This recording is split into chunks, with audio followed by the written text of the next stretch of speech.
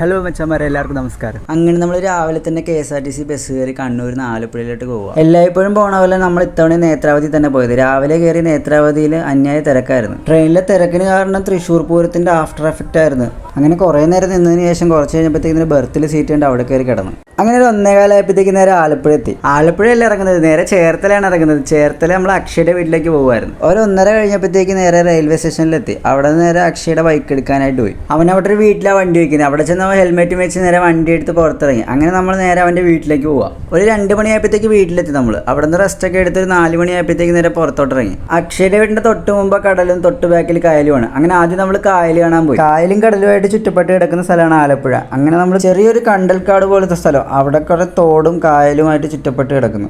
പക്ക scenery, പക്ക vibe സ്ഥലം. അവിടെ എല്ലാം ചുറ്റിക്കണ്ട് നേരെ ഒറ്റമശ്ശേരി ബീച്ചിലോട്ടാണ് പോയത്. പിന്നെ ചെന്ന് കയറിയപ്പോൾ തന്നെ അവിടെ നിറച്ച് ടെട്രാപ്പോഡെല്ലാം അടുക്കിയിട്ട് കടൽ കയറാത്ത രീതിയിൽ സെറ്റാക്കി എല്ലാം കിടിലം വൈബാക്കിയിട്ടേക്കുന്നു. 5:30 ആയപ്പോഴത്തേക്ക് വീട്ടിൽ ചെന്നിട്ട് ചായയും കുടിച്ച് ഒരു രതീശം കഴിച്ച് നേരെ കളിക്കാൻ പോയി. ബീച്ച് സൈഡിൽ അവിടുത്തെ പിള്ളേരെല്ലാം കൂടെ ചേർന്ന് സെറ്റാക്കി ഗ്രൗണ്ടിൽ നമ്മൾ കളിക്കാൻ പോയത്. അങ്ങനെ ഗ്രൗണ്ടിലെത്തി നമ്മളെല്ലാം ടീം സെറ്റായി കളിക്കാൻ പോയി. അപ്പോൾ ശരി, ബാക്കി നാളെ.